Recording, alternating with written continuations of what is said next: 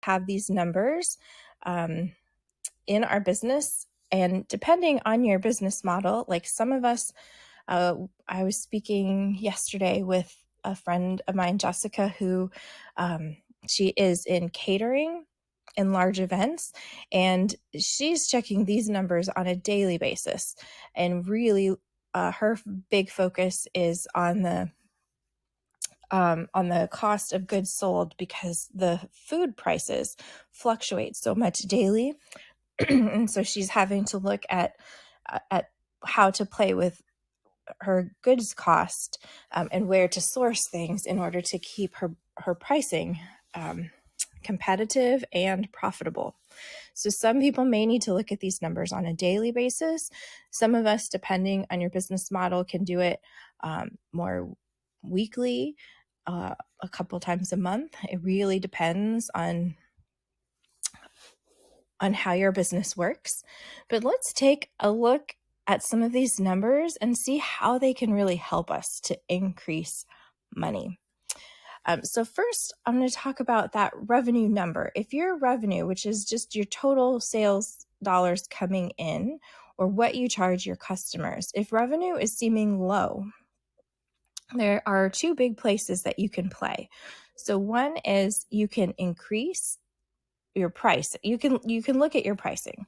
So most cases, most business coaches are going to look at your pricing and suggest that you increase them. But you kind of want to take a look at where your revenue is compared with, or where your pricing is compared with the market. Because sometimes if your pricing is way too high, sometimes lowering pricing to be more in line with the market can help bring in more customers, because sometimes lowering pricing can make your sale easier, so you get more volume. And if you just raising your prices, if you're able to do that and it's consistent with your brand story, then raising your prices could be a great way to increase the total sales coming in. The other thing to look at, if you're wanting your revenue to go higher, is to look at your discounting. So if you've priced well, but you've been making a lot of discounts in your sales, then that will reduce your revenue, obviously. And so finding ways to avoid the discount could be a great way to use this number to help you get your revenue coming in a better place. If anyone has any questions or comments or would like to come up and share, feel free to raise your hand and come join the conversation.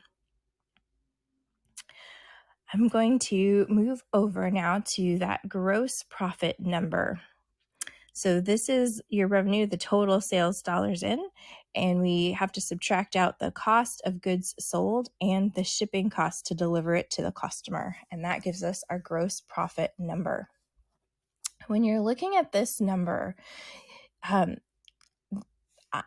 the one really important place to think about is your profit margins. So the cost of goods sold that you like, and the cost to ship, when you subtract that out, like how much of that cost does that compare to with how much you can sell the item for? So this tells you your profit margins, and figuring out ways to increase your profit margins is huge. So if you were just to ask, what should your profit margin be across, this varies by industry. And so it's hard to just answer broadly, but there is sort of a assumption that you like of at least a 50% gross profit margin. So if you're buying something for $1, then you're selling it for at least $2. So you're making at least that 50%. Now you really do need to know what your market, how this works in your market, because Like if I was talking recently with a car dealership, and like a general car dealership has 4 different business models happening inside of it. It has a service um, a service business where they're servicing cars. They have a parts department where they're buying and selling parts, and then they have like a new car sales and used car sales, and each one of those different business models has its own, like we would look at these numbers separately for each of these sections of the business. So just as a quick example, in the service department, that has 75% margins. It's really great. Um, the markup is good for the servicing of the cars. For the parts department, that is much less good. It's 35 to 40% is the margin there. So the amount of time, energy, labor that they put into the different departments and how they want to try to budget for marketing to make each of these different parts of their business is going to be different for a service department with a 75% margin and their parts department with the 35 to 40% margin. So being able to know the numbers can be so helpful in your decision making and seeing where the bulk of your money is coming from and seeing how you want to budget and distribute your labor and all of that. But when you're looking at what your profit margin is, if you're under 50%, thinking about how you can increase that profit margin can make a huge difference on your profits. So is there some way that you can reduce the cost of goods sold? Can often, if you are going, you could look at changing vendors. You could look at buying in bulk. Some vendors, you could talk to vendors about paying early, if you can get a discount for paying early. If you know your numbers from past years, you can kind of go in with a conversation about like how reliable you can be as a purchaser, and you're a lot of times you can get that number down by purchasing in volume and just having having the conversation where you ask, can we do better? And that can make a very big difference. Well, then the last number that's going to be affecting your net profits is that expenses number. And this expenses number includes everything besides your cost of goods. So it's things like your rent, your power and electricity, how much you pay in advertising, how much you pay in labor, and insurance, items of this nature. And so any time you can get your expenses down, your net profit is going to benefit. And some ways that that many people can look at these numbers and receive wins would be like some of them are fixed expenses, like your electricity and power you don't really have a lot of control over. But it's worth it to go to look at like your insurance cost. Sometimes if you are spreading insurance across different vendors, sometimes going to the same person for all of your different kinds of insurance can help bring the insurance costs down. If you haven't negotiated your insurance costs in some time, just having that conversation with your vendor, like, is it possible to get a reduction? Sometimes that can go really well. And any other strategies for reducing expenses? One thing to think about that kind of helps reduce expenses, but also plays in all of the categories we've just talked about, is increasing the percentage of your business that is where you're selling business to business instead of business to consumer. And so if you're selling one item at a time to one consumer at a time, then that's great, but you're doing all the work for a sale for one sale. But if you can start adding or increasing the amount that you can do to someone who is going to buy in bulk from you, that's a fantastic way to get your expenses down, and your cost of goods down while increasing your profit margin and total sales and your revenue. So some examples of this can look like, do you have something that you can sell to, like as a coach, I can sell one-on-one coaching to an individual. I could sell team coaching to a company. So just switching my market to other companies can help me increase my profits. This could look like if you're selling product, you could look at selling it to stores, chains, restaurants, hotels, anyone who's going to make a purchase for multiple people in an audience. And so ways to research that are to start, as you think about who is your ideal client, when you look at who is making the bulk of your current purchases, and where are they located, what are they doing elsewhere in their life, and then using that list of places that they go and buy elsewhere in their life as a hit list of places to try to go and partner with. So as an example, I've worked with a few different hairdressers, and one way to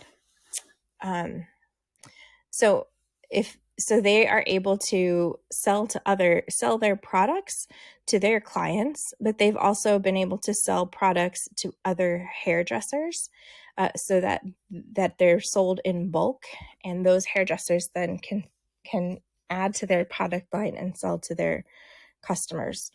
I've had a photographer partner up with hairdressers because he does family portraits, and that is the bulk of his business. So by finding some hairdressers that would allow him to have wall space of portraiture, where he could put them on display there and give a special discount to any of the hairdressers clients that end up coming to him, he was able to get referral families coming from hairdressers where a bunch of families go on a regular basis to get their hair cut.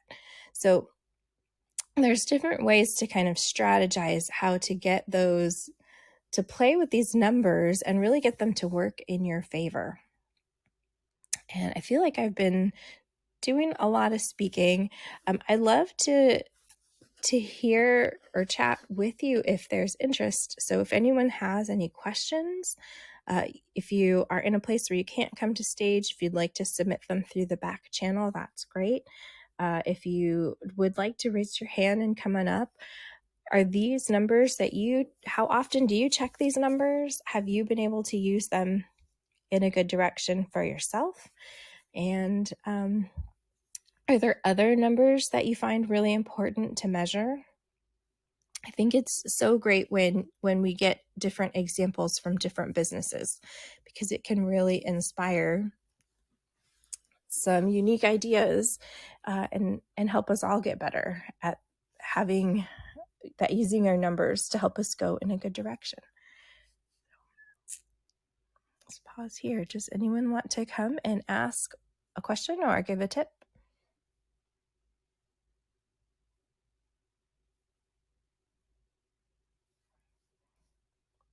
Okay, it's been a quiet audience today. Well, I really appreciate everyone for coming in the room and listening. I hope that this has been helpful or sparked an idea or two. I would love to hear from you. If you get any ideas from this, if you are able to put some of this into action. And let's see, I also would like to invite anyone. So I'm one of the administrators here in Bosses in Business. And if you have some great information that is helpful to other bosses and you'd like to share it, we are looking for folks who would be willing to do some regular rooms in the club. So if you'd like to have access to our audience, we are now at like 43,000 followers. So it is a great audience to come and share with. So please reach out to me if you would be interested in doing rooms in our club. We'd love to help set that up with you. Also coming up next in the club at the half hour, so in about 40 minutes, there is going to be a really fun room run by a friend of mine, Brigitte, where she will be, people will have their bios audited. So if you'd like to have help on making your Clubhouse or your Instagram bio really connect with other people, you're welcome to join that room, to come in and get that help. And then on Wednesday, we have a great networking room called Your Weekly Catalyst. And that room it's not a speed networking room. We do have someone who is starting a speed networking room on Tuesdays that I believe will start next week. But it's more of a room where we really get to know each other. We chat a little bit, introduce your business, what you're working on, and you get to ask the room for any kind of help or support that you would like. And there's some great conversations that happen in that catalyst room. So it'd be lovely to see you guys later in the hallway. Thank you all for dropping in and for listening to this this conversation on KPIs for success. I look forward to getting to know you more in other rooms. Have a great day.